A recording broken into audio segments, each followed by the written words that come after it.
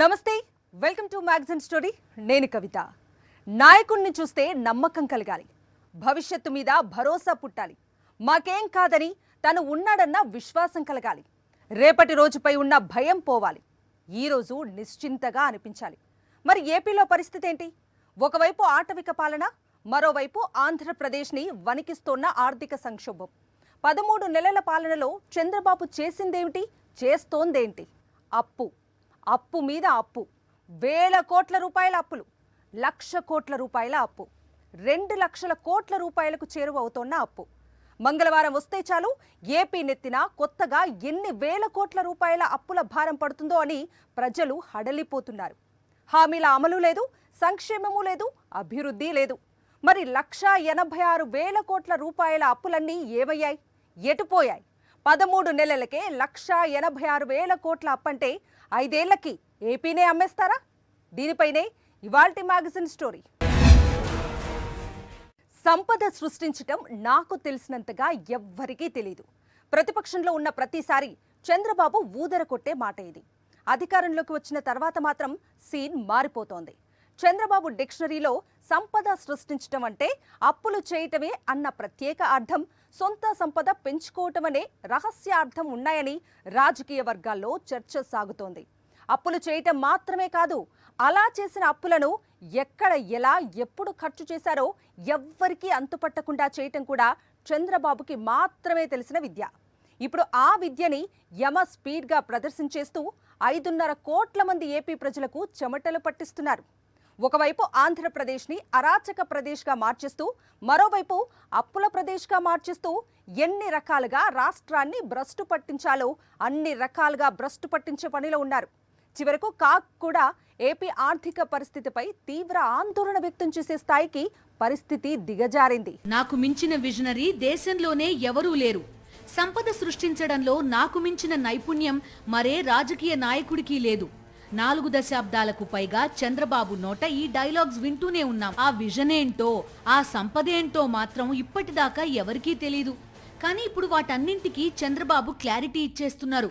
ఎన్నికల ఫలితాలు వెలువడిన నాటి నుంచి ఏపీలో విధ్వంస పాలనకి, హింస రచన, ధ్వంస రచనకి తెరతీసిన చంద్రబాబు అండ్ కో అధికారం చేపట్టగానే ఆంధ్రప్రదేశ్ని అరాచక ప్రదేశ్గా మార్చేస్తూ ఆటవిక పాలన ప్రారంభించారు. మరోవైపు ఆంధ్రప్రదేశ్ని అప్పుల ప్రదేశ్గా మార్చేయాలని కూటమి సర్కార్ కంకణం కట్టుకుంది.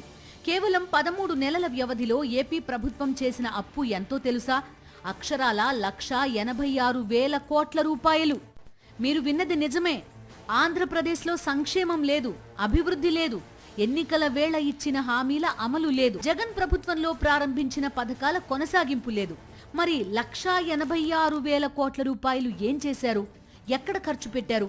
ఎవరికీ తెలియదు. కానీ 13 నెలల్లో 1,86,000 కోట్ల రూపాయల అప్పుని మాత్రం ఏపీ ప్రజల నెత్తిన వేసింది చంద్రబాబు ప్రభుత్వం. సంపద సృష్టించడం అంటే అప్పులు సృష్టించడం, సొంత సంపద పెంచుకోవడమే అని తేల్చి చెప్పేసింది. ఏపీ ఆర్థిక పరిస్థితిని రోజు రోజుకి దిగజారుస్తూ సాగుతోన్న చంద్రబాబు పాలన మీద మొదట్నుంచి వైఎస్ఆర్సీపీ తీవ్ర ఆగ్రహం వ్యక్తం చేస్తూనే ఉంది. విజనరీ ముసుగులో చంద్రబాబు ఏపీని అప్పుల్లో నెడుతోన్న తీరుని ఎప్పటికప్పుడు వైఎస్ఆర్సీపీ ప్రజల ముందు పెడుతూనే ఉంది. ఇప్పుడు కాగ్ కూడా ఏపీ ఆర్థిక స్థిరత్వంపై ఆందోళన వ్యక్తం చేసింది. కాగ్ విడుదల చేసిన మంత్లీ కీ ఇండికేటర్స్ లో ఈ అంశాలు పేర్కొంది. కాగ్ నివేదిక ప్రకారం రాష్ట్ర ఆర్థిక స్థిరత్వం ప్రమాదంలో ఉందని వైఎస్ జగన్ అభిప్రాయపడ్డారు. ఆ నివేదికలో రాష్ట్ర ప్రభుత్వ ఆదాయ వనరులు అత్యంత మందగమనం చూపించాయని జగన్మోహన్ రెడ్డి ట్వీట్ చేశారు. జీఎస్టీ, సేల్స్ ట్యాక్స్ ఆదాయాలు 2024-2025 సంవత్సరంతో పోల్చితే 2025-26 మొదటి 3 నెలల్లో 4.5% తగ్గింది. ఆదాయం లేకపోగా శరవేగంగా అప్పులు పెరుగుతున్నాయి. ప్రభుత్వ విధానాలతో ఏపీ అప్పుల్లో కూరుకుపోయింది. మొదటి త్రైమాసికంలో రాష్ట్రంపై ఆర్థిక ఒత్తిడి ఏర్పడింది. ఏపీలో ఆర్థిక స్థిరత్వం, నిర్వహణ సరిగా లేనేలేదు.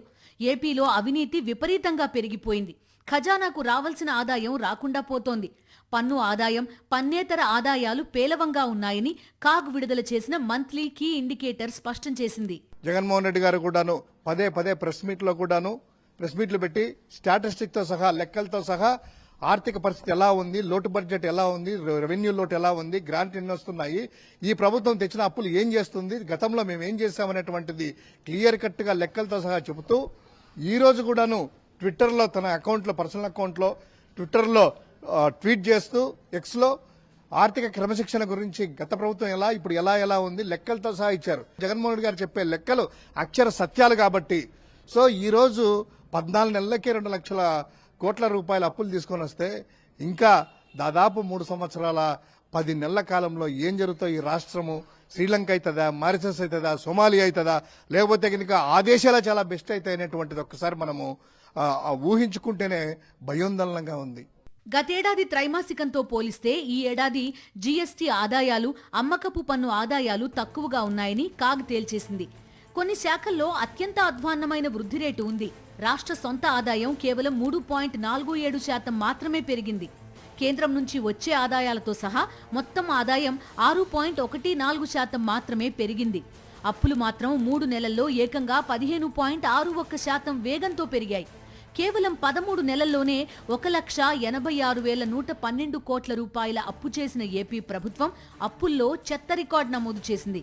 ప్రత్యేకంగా కార్పొరేషన్లు అమరావతి పేరుతో 62,450 కోట్ల రూపాయల అప్పు చేసింది. ఈ క్రమంలోనే జూన్, జూలై నెలల్లో భారీగా అప్పులు చేసింది చంద్రబాబు ప్రభుత్వం. రాష్ట్ర ప్రభుత్వ సెక్యూరిటీల వేలం ద్వారా అప్పులు సమీకరిస్తోంది చంద్రబాబు ప్రభుత్వం. బడ్జెట్ లోపలే కాకుండా బడ్జెట్ బయట ఎడాపెడా అప్పులు చేయడంలో చంద్రబాబు ఆరితేరారు. బడ్జెట్ బయట వివిధ కార్పొరేషన్ల పేరుతో ప్రభుత్వ గ్యారంటీతో అప్పులు చేస్తోంది. ఇంత పెద్ద మొత్తంలో అప్పులు తెస్తున్నా సూపర్ 6లో ప్రధాన హామీలు అమలు చేయకుండా సీఎం చంద్రబాబు పాలన సాగిస్తున్నారు. సంపద సృష్టించడం దేవుడెరుగు. ప్రజలకు ఇచ్చిన సూపర్ 6 హామీలతో పాటు ఇతర హామీలను అమలు చేయకుండా అదనంగా ప్రజలపై అప్పుల భారం మోపుతున్నారు. దీనికి తోడు ఆటవిక పాలన అన్ని రంగాల్లో పచ్చముఠా దోపిడీ పర్వాన్ని పరుగులు పెట్టిస్తోంది.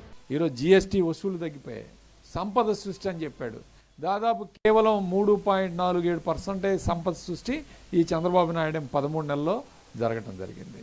అప్పులు దాదాపు 15% అప్పులు చేశాడు. ఇవాళ సంపదతో పోలిస్తే అప్పులు ఈరోజు విపరీతంగా 5 రెట్లు పెరిగాయి.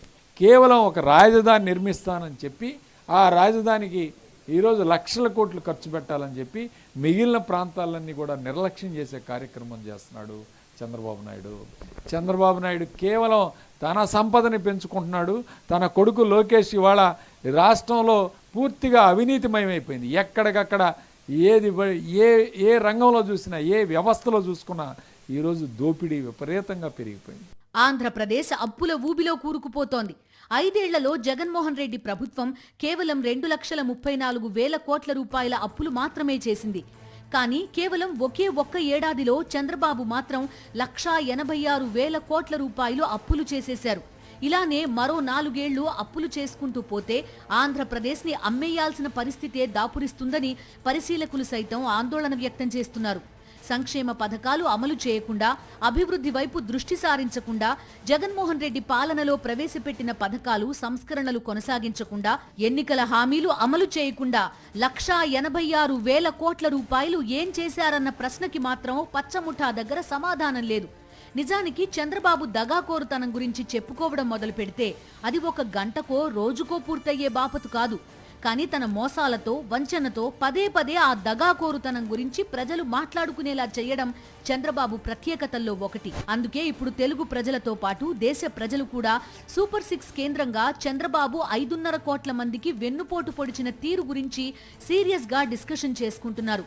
నమ్మించి నట్టేట ముంచడంలో చంద్రబాబు ఘన చరిత్ర తెలిసి కూడా ప్రజలు నమ్మారు. అధికారంలోకి రాగానే ఎప్పట్లానే తనదైన శైలిలో ప్రజలకు వెన్నుపోటు పొడి చేశారు చంద్రబాబు. ఈ విషయాన్ని అధికారంలో వచ్చిన నాటి నుంచి అనేక రూపాల్లో చంద్రబాబు అండ్ కో చెప్తూనే వచ్చారు.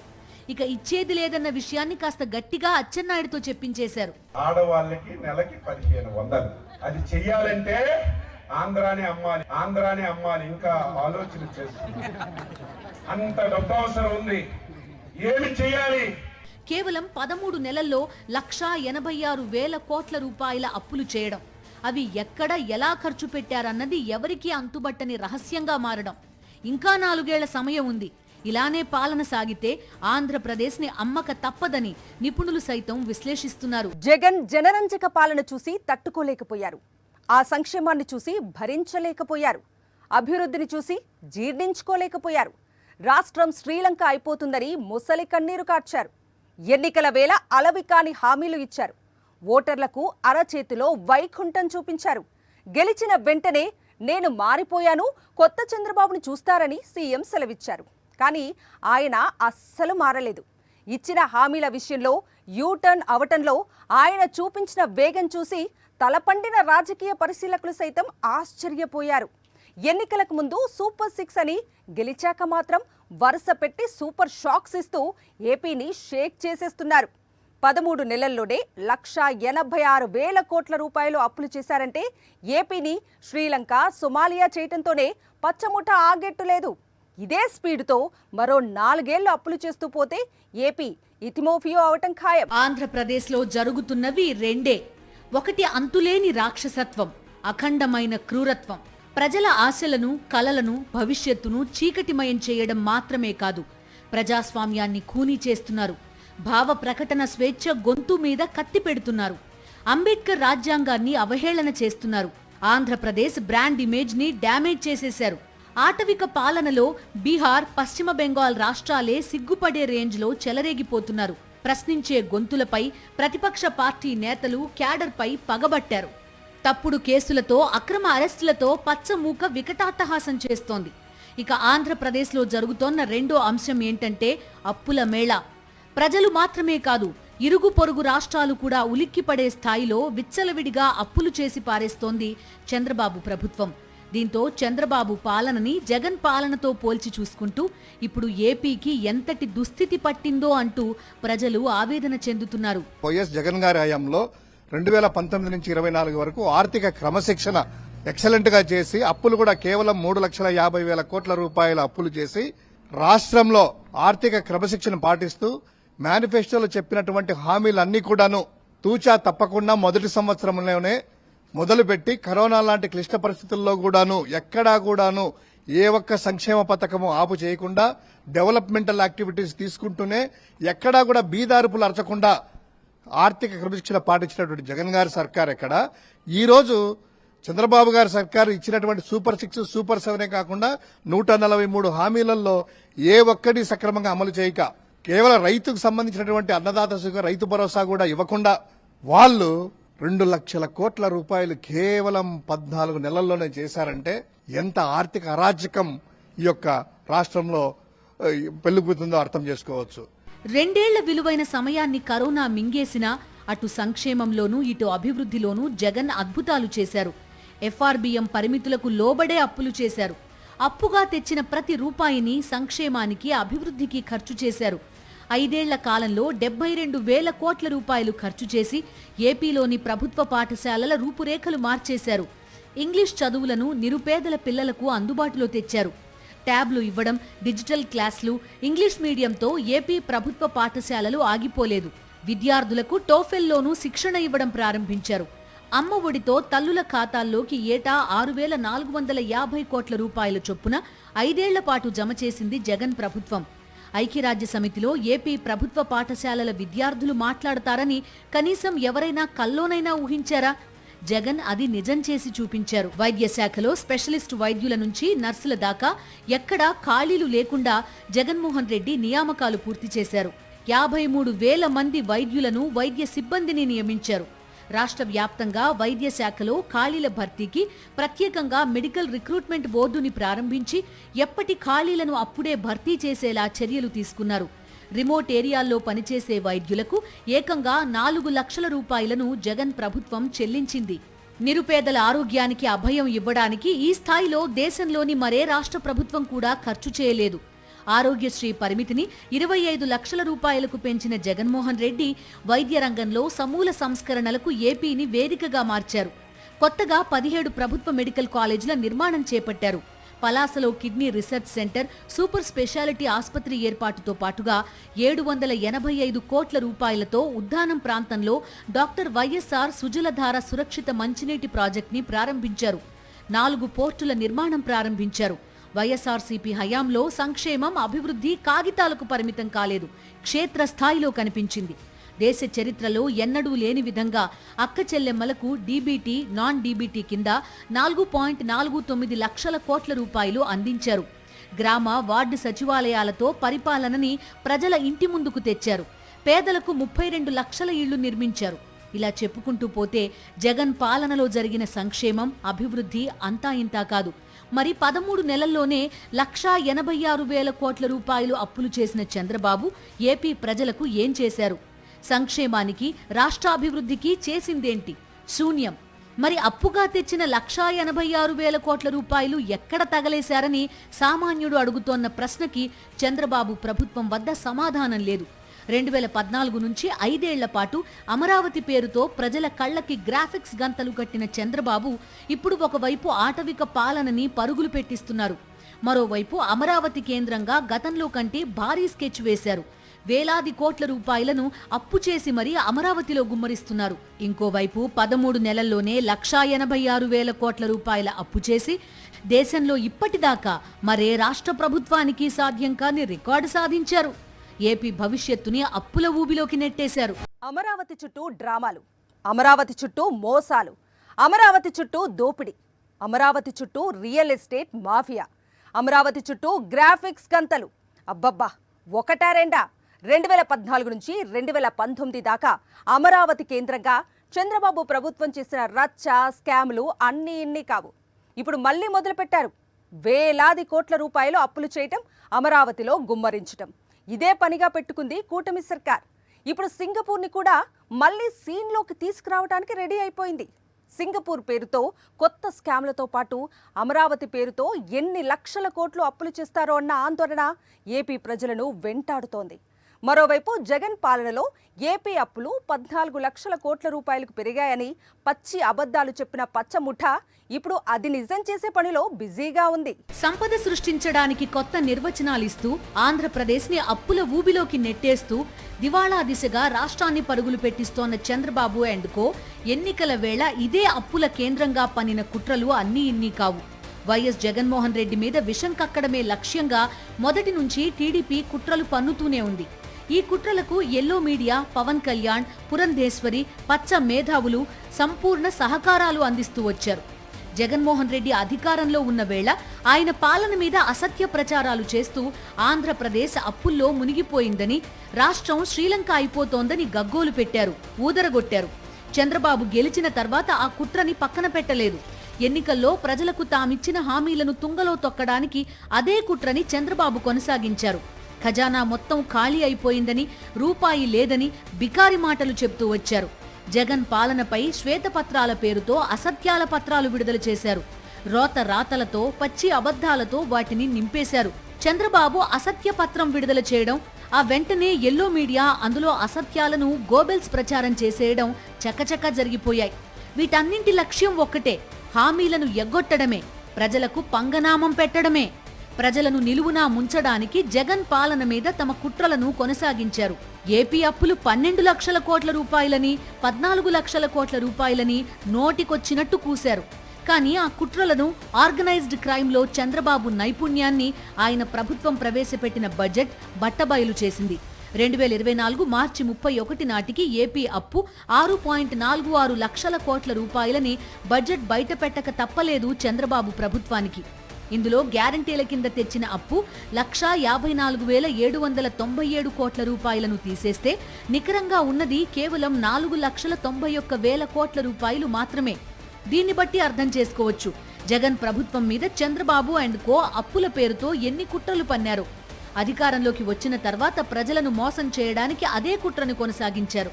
చివరకు తప్పనిసరి పరిస్థితుల్లో తమ ప్రభుత్వం ప్రవేశపెట్టిన బడ్జెట్లోనే తమ వంచన స్వభావాన్ని బయటపెట్టుకున్నారు. జగన్ ప్రభుత్వం మీద అసత్య ఆరోపణలు చేసి సంపద సృష్టిస్తానని ప్రజలను మభ్యపెట్టి అధికారంలోకి వచ్చిన తర్వాత చంద్రబాబు వెలగబెట్టింది ఏంటంటే కేవలం 13 నెలల్లో 1,86,000 కోట్ల రూపాయలు అప్పులు చేయడం. చంద్రబాబు కావచ్చు, పవన్ కళ్యాణ్ కావచ్చు, ఏమాత్రం విశ్వసనీయత లేని నాయకులుగానే తమ ఉనికిని చాటుకున్నారు. ఇప్పుడు ఆ ఇమేజ్ ని మరింత పెంచుకున్నారు. అందుకే ప్రజల హృదయాలను గెలుచుకునే శక్తి సామర్థ్యాలు తమకు లేవన్న సత్యం వాళ్లకి సంపూర్ణంగా తెలుసు కాబట్టే ఎన్నికల వేళ అరచేతిలో వైకుంఠం చూపిస్తూ ప్రజలను మభ్యపెట్టారు. తమ వద్ద మంత్రదండం ఉందని చెప్పేదాకా వెళ్లారు చంద్రబాబు. సూపర్ 6 ఖచ్చితంగా అమలు చేస్తామన్నారు. వీటితో పాటు పవన్ కళ్యాణ్ షణ్ముఖ వ్యూహం అంటూ మరికొన్ని వాగ్దానాలు కూడా చేశారు. అందులో పరిశ్రమలు స్థాపించే ప్రతి వ్యక్తికి గరిష్టంగా 10 లక్షల రూపాయల సబ్సిడీ ఇస్తామని ప్రకటించారు. కానీ ఇప్పుడు ఆ హామీల ఊసే ఎత్తడానికి కూడా ఆసక్తి ప్రదర్శించడం లేదు చంద్రబాబు అండ్ కో.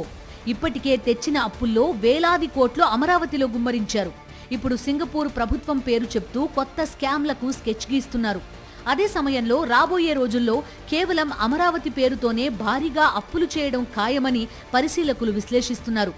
వచ్చే 4 ఏళ్లు ఇలానే అప్పులు చేసుకుంటూ పోతే ఆంధ్రప్రదేశ్ని అమ్మేయాల్సిన దుస్థితే ఏర్పడుతుందని మేధావులతో పాటు సామాన్యులు ఆందోళన వ్యక్తం చేస్తున్నారు. ఇది ఇవాల్టి మ్యాగజైన్ స్టోరీ. మరో ఇంట్రెస్టింగ్ టాపిక్ తో మళ్ళీ కలుద్దాం. Until then stay tune to Sakshi.